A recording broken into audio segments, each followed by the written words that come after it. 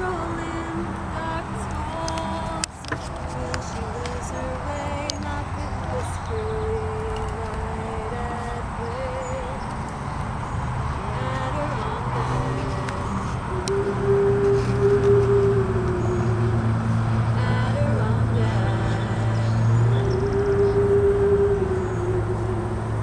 Hear the call of the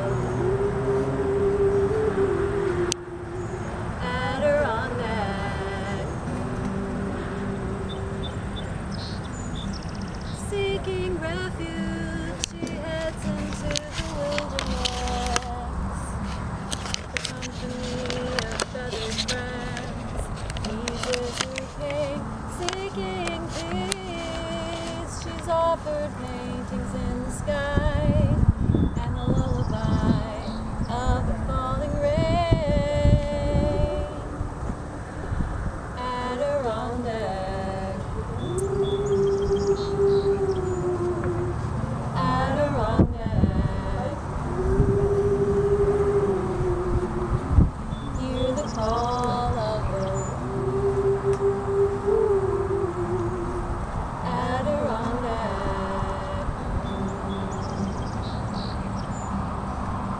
So many joys lie far from the crowd, trading stories before a blazing fire, opening her eyes and her heart to nature's sweet song, bathed in the light that still inspires. Adirondack, Adirondack, hear the call of the Adirondack,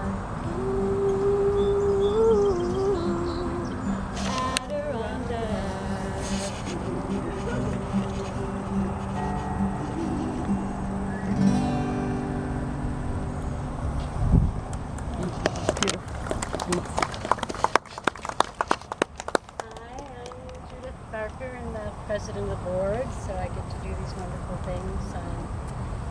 People always talk about Chao being the first person they met in the gardens.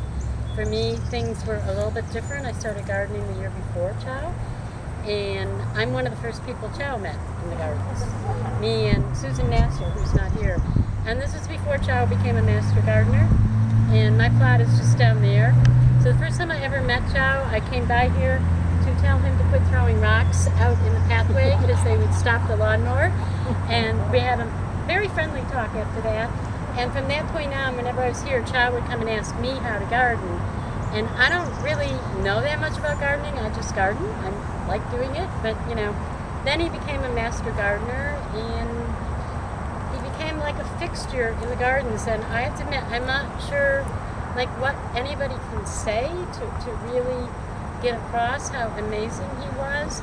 I noticed this spring that those of us on the board had more things to deal with new gardeners because Chao was not here, because Chao was always here to mentor every new gardener. Is Leah Beavis still here? Now, is there anybody here who Chao mentored when you were new? Do you want to say anything? Well, Chao was just always there for me whenever I had a question, and he was here almost every day. Or to help you dig something up. I mean, he was amazing, you know?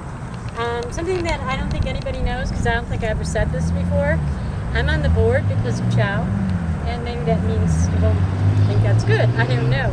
But when we were going through the lease negotiations and there was a crisis, and I was just sort of thinking about it, it was Chao, who every time he saw me was down to my clock right away.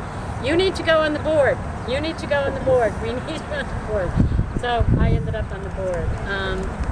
And other people are going to talk about other ways that Chao volunteered all over town. Loaves and Fishes, the Children's Garden, and the Master Composting Program. As far as I know, there probably are more things that I don't know.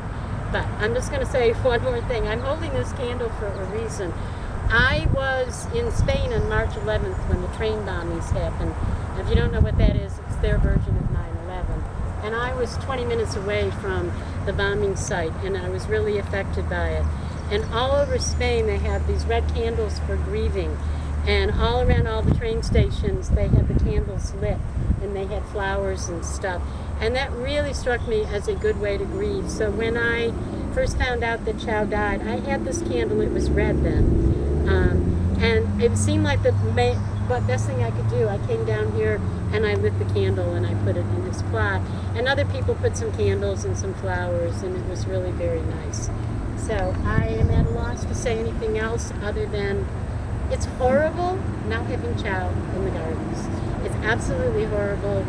I can't believe it. It's like there's this empty space, not this space, but the space that he as a person took up.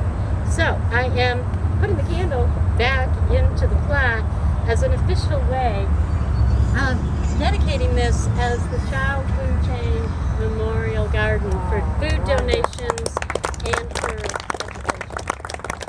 And I don't know who else is here, but I'll turn it over to them. Marcia? Yeah, I just want to say that I'm in charge of creating the sign for his garden. And I'd hoped to have it done for today, but due to personal extenuating circumstances, I couldn't complete it. But I thought, what a great opportunity to collect ideas from all of you. Because I know that we all think of Chao as being, that constant presence and that helping hand. So the one idea I have for his sign is the hands that are on the original sign. But he's also, I remember him for those long, amazing beans that he grew. I'm like, whoa, what are they? And so if people have other ideas of, specific things that would be lovely to include on this sign, just see me afterwards. I'll hang around. I have notepad and paper. And I have the board. It's all whitewashed. I'm not really kidding. It has started. The sign has begun. It will be done. And I feel honored. I feel honored to do it. Thanks.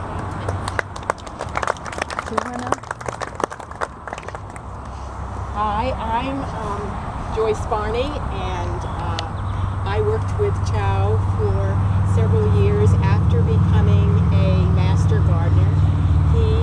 When I became a part of the children's garden, I had an idea of how to run the volunteer program.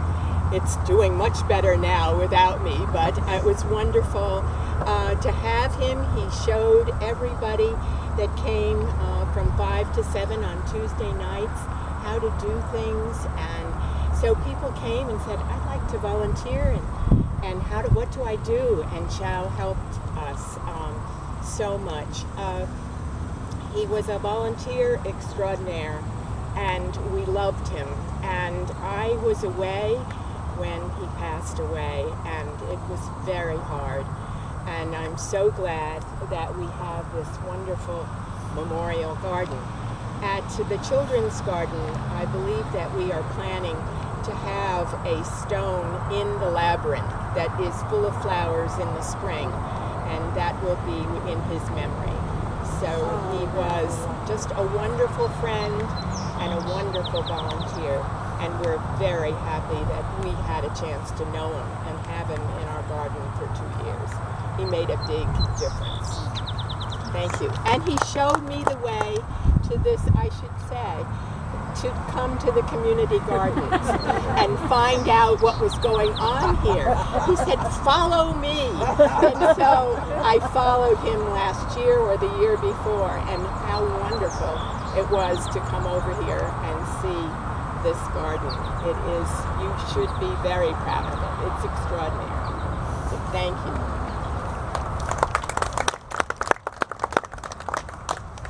Hi, I'm Pat Curran, and I'm in charge of the Tompkins County Master Gardener Program. And we have grow line volunteers who answer questions. So the first time I met Chao, he brought in a sample. I think it was a cabbage plant, and it had black leg. And all we could tell him was the rotation. And of course, rotation is more difficult in small plots like this. But anyway, the next year he took the Master Gardener training, and then we realized, just how great he was. Every time I announced a work party, he was there. He was there at the beginning, and he stuck around and helped clean up at the end. He brought wonderful garlic chives dish to the Master Gardener picnics. He was unfailingly cheerful and friendly, and he came to the picnics, and we all enjoyed him so much. And it was just horrible to realize that just like that, he was gone. And, in the middle of the winter, I think it was February. So, I don't know what else to say, but he's truly missed, and I'm sorry that more Master Gardeners couldn't make it here today, but things got in the way, and we have a few people here, so that's nice.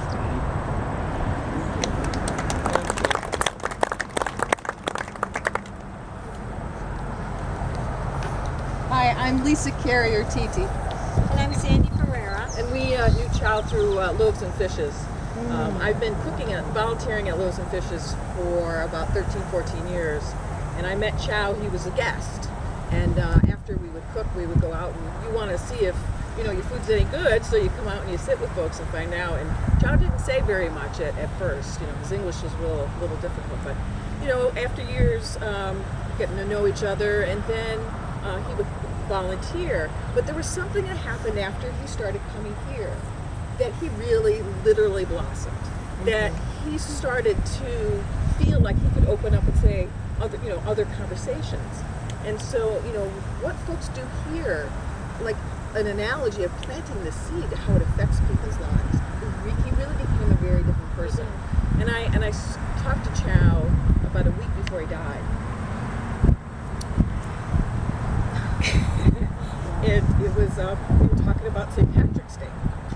Because we talked about when we're going to plant our seeds. That's what you got through the winter. When you plant those seeds. He'd say, oh, you don't want to do something too quick. You're going to get too leggy and too long. He always had something. So to find out a week later that he was gone, this has been a difficult season for his health. And I still have some of those chives in my freezer. And they're marked out there. And I'm going to bring them to Loaves and Fishes and we'll cook a special dish. So thanks for making this space for him. Very special. I used to have the raised bed, and we raised things to do crafts for Loaves and Fishes. But a few years back, I needed some help with the raised bed, and I had known Chow from Loaves and Fishes because when I nannied a little boy and I had to do something for advocacy, Chow would take that little boy and put him on his lap. Chow was the oldest of 8 children, and I think he missed his family. Of all the time I've known Chow, I've only known him to go back to Taiwan. I think one time when one of his siblings passed away. But anyway, Chow helped me with the raised bed, and then he decided he wanted to learn how to garden. So when Becca Harper gave up her plot here, he asked to have that plot, and he started a garden. He hadn't done gardening before. I've never in my life seen anybody become so skilled in such a short period of time. He spent a lot of time at the library. Well, he was a researcher at Cornell for many, many years, so with research as his forte, I'm sure that had something to do with it. But when Chow did pass away, it was just such a hole in all of our hearts at Loaves and Fishes, and it was so fast and so sudden, it just like hit you. Thank God Lisa took a bunch of pictures and made a beautiful collage, and we hung it up at Loaves and Fishes. And then if you could have seen how the guests responded, when they came in and saw that picture of Chow and what Lisa had wrote, how shocked they were and how sad they were, and the comments, all positive comments that they would make about him. There's so many wonderful things I could say about Chow, but if there was just one word that I could use to describe him, it would be integrity. He was a man of integrity. And I'm going to miss that man. Yeah. Thank you for what you're doing for him today.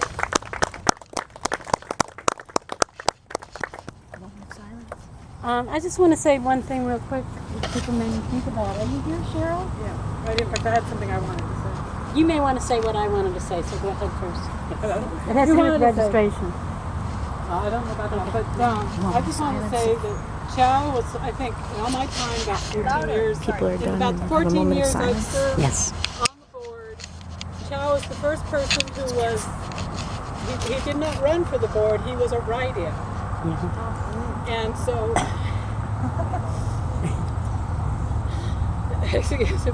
unfortunately, we went and we told him and we asked him, and he was a little shy about it, but he did agree to come on the board. And he was usually quite quiet on the board, but when he had something to say, it was very good. And then he began to fill his time with volunteering for other organizations, and so essentially decided that all these other places were ones that he also wanted to spend time. So he resigned from the board, but his presence was it's one that reminds you that sometimes the quiet people are thinking and have a lot of good thoughts that they've worked out before they speak. I was going to say I work registration, and Cheryl and I were both really aware of what I'm going to say. Chow's was the first renewal that came in the mail, which was always true. And it really threw Cheryl and I after we found out that he had died, because we had this renewal and check and various things. But I guess I just wanted to say that this was really important to him, the gardens. It was Sandy and someone else that made me understand that and remember that. And I think one of the last things he did was renew his garden plot. And that's part of why this is here, because, you know, Cheryl and I are the two who had to figure out how to respond to this. And what are you going to do? Assign this plot to somebody? It was just like, no, we can't do this. This is Child's plot. And so gradually out of that emerged the idea of a memorial plot. Do you mean he had renewed it in 2015? Yeah. Yes. He'd actually, I think, It was the started first, I pick up the mail. It was the first renewal that came in. I think he'd even been out here. Yeah, he had. Yeah, he was out here before. Yeah.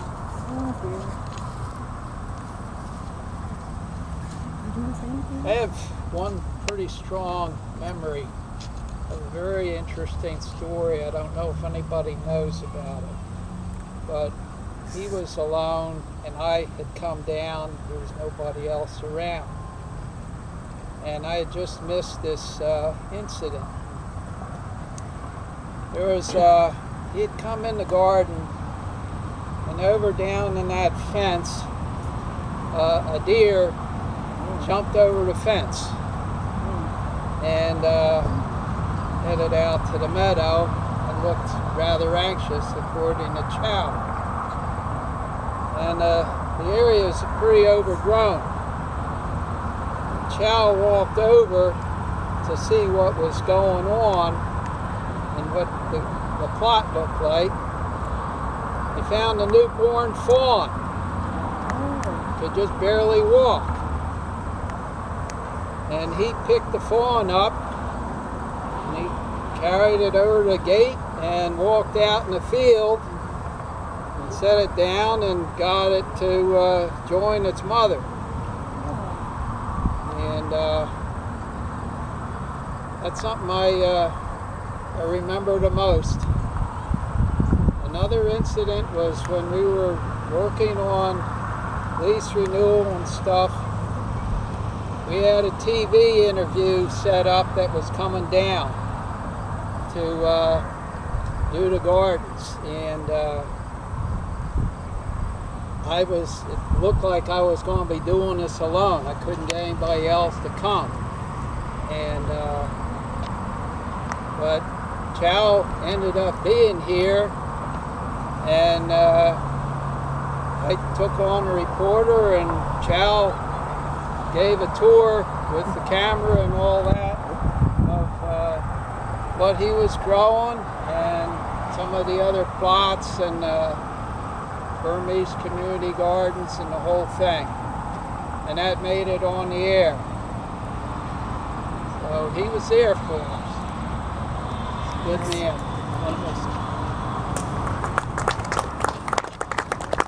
Is there anybody else that wants to say anything? Then we're going to have a moment of silence and then some more music.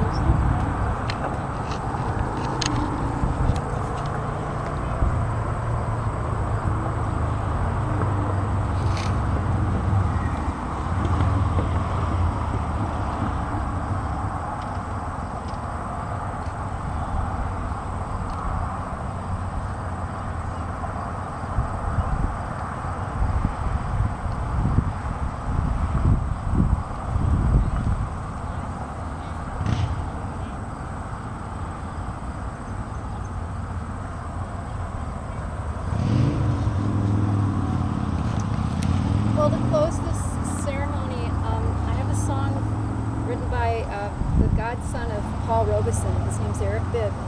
And it's a song about spirit and determination, supporting each other, which is perfect for the garden. It's called Just Keep Going On, and I'm going to sing the chorus a couple times. Hope you'll jump right in. And then it's just got one verse, and we'll go back to the chorus. It's pretty simple.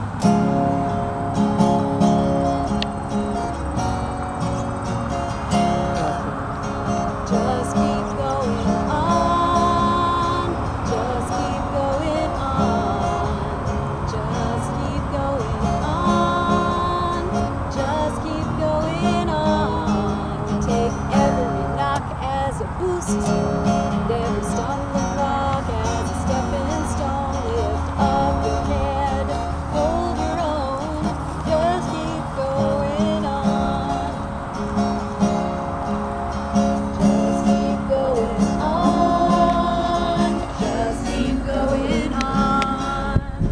Just keep going on. Just keep going on.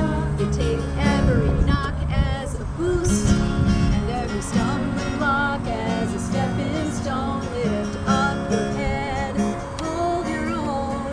Just keep going on. Let's do that one more time. Just keep going on. Just keep going on. Just keep going on. Just keep going on. You take every knock as a boost, and every stumbling block as a stepping stone. Lift up your head, hold your own. Just keep going on. I say to every young woman, also to every young man, sometimes you get discouraged. Don't stop and wring your hands. Your privilege cannot be taken. Your rights cannot be banned. If someone like me can make it, I know you can. Here we go. Just keep going on. Just keep going on. Just keep going on.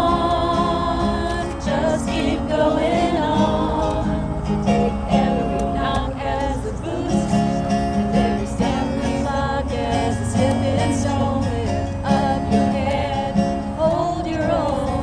Just keep going on. Last time. Just keep going on. Just keep going on. Just keep going on. Oh, just keep going on. Take every knock as a boost, and every stumbling block as a stepping stone. Lift up your head, hold your own. Just keep going on. You take every knock as a boost, and every stumbling block as a stepping stone. Lift up your head, hold your own. Just keep going.